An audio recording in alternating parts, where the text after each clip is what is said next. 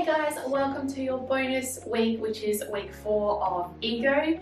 Now, I wanted to bring something different in for you today. We're going to use a wall. Now, it can be even a door. It doesn't have to be a wall. It just needs to be the width of your mat and a flat-ish wall. Okay, so I'm sure you've got space at home. Maybe just tell someone not to come in if you are using a doorway. So we're going to begin in a seated pose as we normally do. Make your way there, join me. And let's close off the eyes. Cross the legs however suits you. Inhale, sit up nice and tall. Exhale the shoulders, knees and hips down.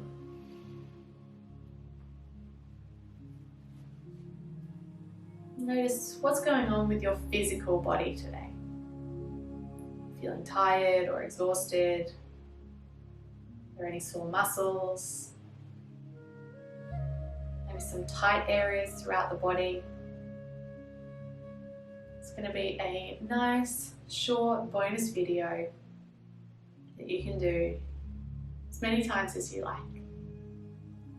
Let's begin. Taking one big breath here.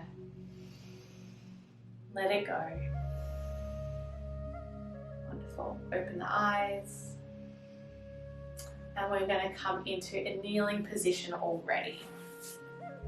So from this kneeling position, come onto the side or the long edge of your mat. So you've got the wall over here and you're facing away from it, just off to the side. Now we want to be one arm width away. So I sat too close purposely so that you could see that my arm isn't straight, but it needs to be straight enough so that the palm is pushing against the wall. So do that now. You can even turn your fingers away from you a little bit here. So rather than up, turn them behind you to point behind the back. And we're going to open the chest and shoulder up here. Now you might feel some strange sensations going on. You might feel it through the bicep, you might feel it through the forearm, the wrist. Just be gentle. Now, again, ego's our intention this week. So don't go too far. I'm going to get all these random little muscles for you today. Quite a different practice. So your chin is also turning away from you, leaning the chest away, keeping the hand grounded where it is, shoulder height. Not going to be here long, just a couple more breaths. Notice if you find yourself shrugging to compensate, try and drop it down, back off, and come in a little gentler. Alright, let's undo that. So we're going to swap sides, so I will have my back to you this time. And same deal, hand shoulder height and shoulder width away from the wall. Your other hand, your right hand can be by your side or on your lap. If it feels okay, leave the palm facing with your fingers pointing upwards and do your little rotation over to the right. If it feels better, try to rotating the hands behind you again and opening up through there. You'll find it changes slightly. So it's only a really small action that's happening here. It doesn't have to be anything big at all. And soften those shoulders again. If this is uncomfortable on your knees, know that you can do this standing as well, I should mention that, or in an upright kneeling position. This is just how I find myself comfortable. All right. Last breath, make it a big, good one.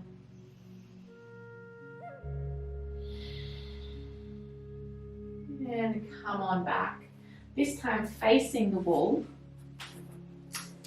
And we're going to do first of all, a downward dog using the wall. So feel free to push yourself up into an actual downward dog, or come down, use your hands, stand up, and then come into your downward dog. So you can do it from the mat here, straight up into it if you're feeling strong. Step the feet closer as needed. We want the feet further behind us than in front of the shoulders, because you will find that your hands just want to slip down there. So feet a little bit further behind the hips so that you can lean into the wall. Hands are shoulder width apart, same height, fingers spread out wide. So dropping the chest down, but keep the core engaged here. It's a really big chest and shoulder opening pose. So if it's too much, just lift out a little bit and you should be fine where you're at.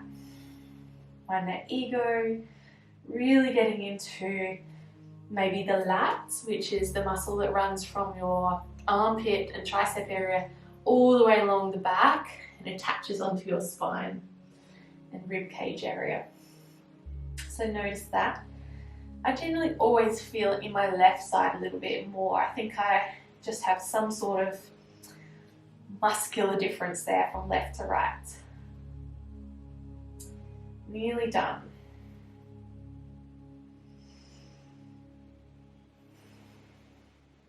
Wonderful.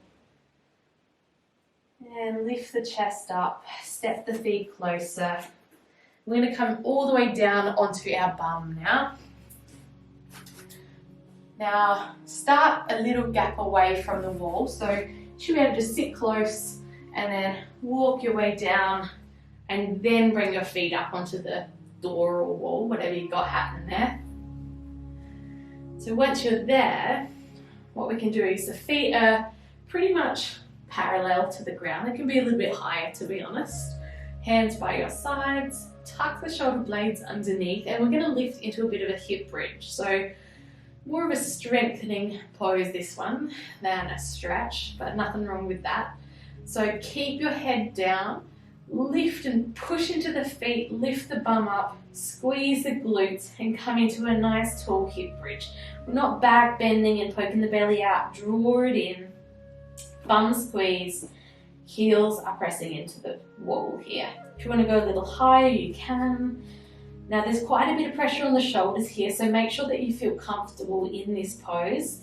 If you don't, come on down and ground your feet to the mat and do a regular hip bridge. Nothing wrong with that. It's just a little way of using the wall in our practice. It makes it a little bit tougher. And to be honest, it's a good stretch, a bit of a pressure point stretch on the back of your shoulder blades there. You may feel that. One more breath. And let it go. Let the pose go as well, coming all the way down. And all you're going to do is cross your right leg over your left leg, I should say. So right ankle over the left ankle and flex that right foot here so that it's not resting. All right, now you have to judge how deep or how shallow into the pose you go. For me, this isn't intense enough. I can't feel hardly anything happening here. If it is enough where you are or you're already struggling, shimmy away from the wall. If it's not intense enough and you want to take it just a little bit further, push that right hand into the right knee and push it closer to the wall. So generally we kind of want to use our own muscles to get it there, but use your hands with a little bit of assistance. Now still, same thing, I can't really feel it. If you're the same, take the next step. If you're comfortable where you are, stay there. If you want to get deeper in the pose, take feet off the wall, shimmy your way closer. There's nothing graceful about this one. The shimmy, that is. Cross that right leg back over. You might need to come into a hip bridge and then come back down and cross it over as we just did. So it's important to keep that right foot flexed. Hands can come onto the thighs wherever it's comfortable. Maybe pushing that knee away a little bit. Hello, my beautiful plant. Just kind of say hello and just hang out there. If you want to rest into this pose more, it's so nice to just reach the arms over the head. So keep that in mind if you're content there. Breathe through it.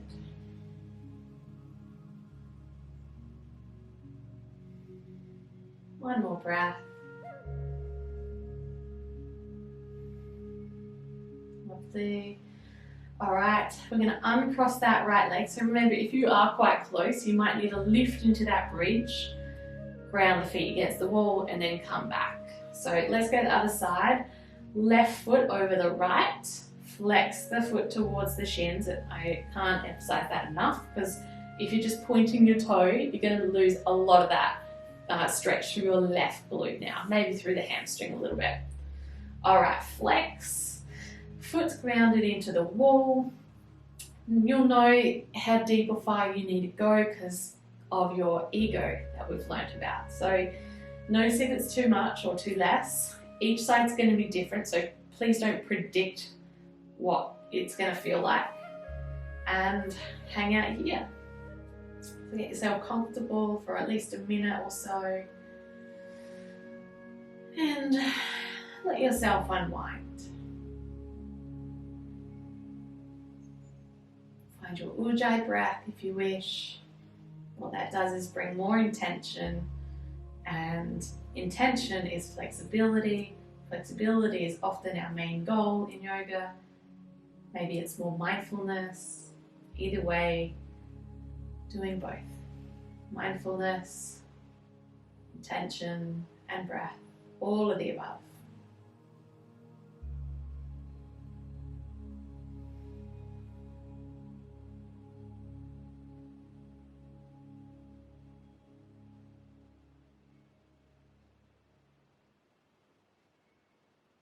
Last breath here. All right. We're going to unthread however you need to. And we're going to come into our last pose already, which is going to be legs up the wall. Now, you can keep your hips away from the wall and stretch them out like that. Nothing wrong with that. Your legs are likely to roll out. Also, nothing wrong with that. However, it is more restorative if, like we did before, maybe shimmy your bum. So I'm using my elbows, back, neck, lots of muscles here to help myself with my hips get nice and close to the wall. And this makes it a little bit of a hamstring stretch as well, that especially if you're really tight here. So this is where I'd love us to reach over the head, no matter how close or far we are to the mat. Allow the elbows to really relax. If you want to pop an eye pillow or any socks on now, it's probably a good time to, before you get too comfy.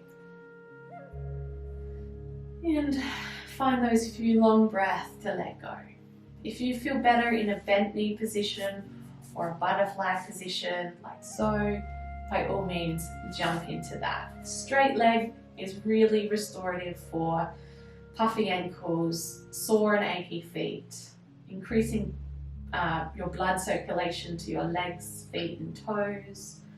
Lots and lots of benefits. Also great for your brain and heart. Give it a rest, letting everything pump back to it. Working a lot more effortless. No ego here whatsoever. Maybe a little bit of positive love ego. No negative ego, I should say. And let yourself be silent and still these next moments of time.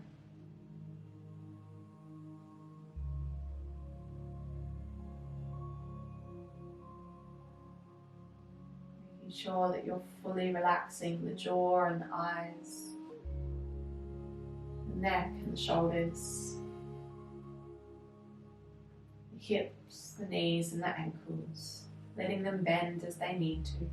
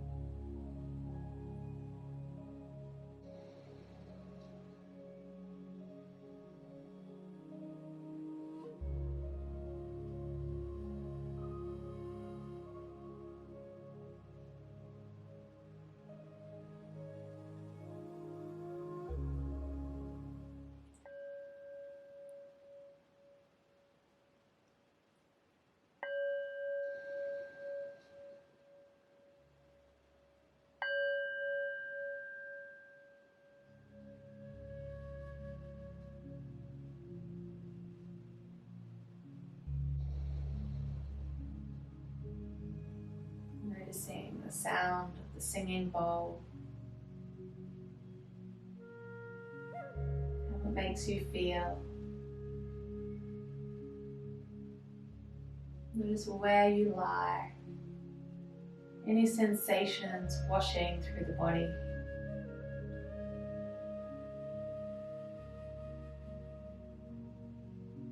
Allow some movement to come into the fingers and the toes.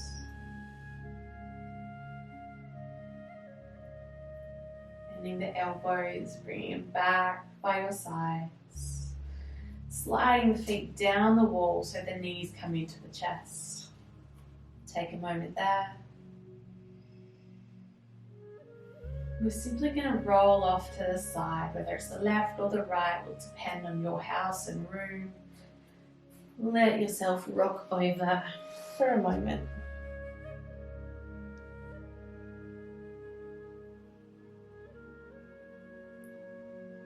When you're ready, come on up to our seated position.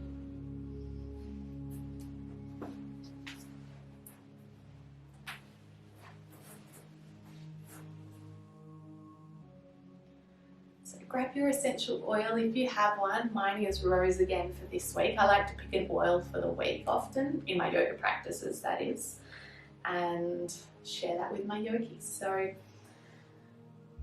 oil on the hands, and then rub those hands together. So delicious. Okay, if you don't have any essential oils, please get some before the end of this 12 weeks. It is going to change your whole practice. It really will. So, oil on the hands. Let's take this 3 big breaths. As always, in through the nose, out through the mouth. Really let everything soften and relax. This is your last chance in those 3 big breaths to let go of any tension from your day, week, whatever. Let's go. Bring the hands to the face. Big breath in.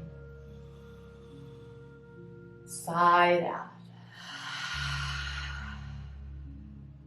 Inhale. Exhale. One more. Let it go. Let everything soften. Letting the chin tuck down slightly.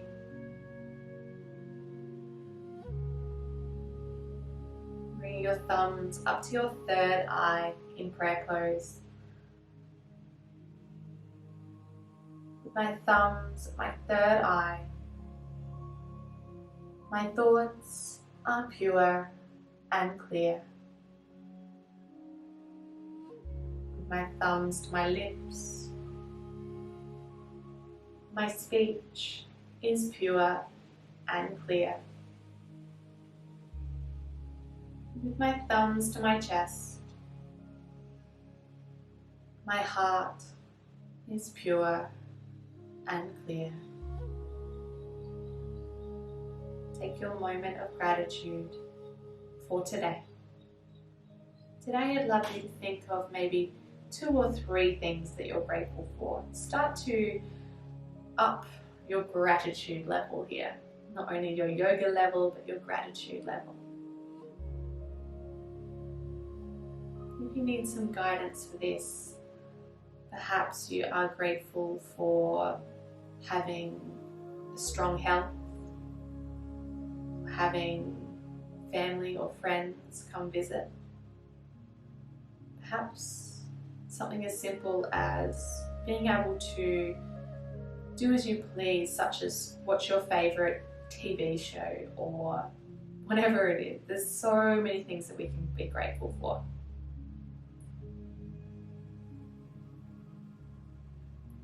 I personally am so grateful that I've had some time today to create some more of these videos for you. I'm loving it. I hope you are too.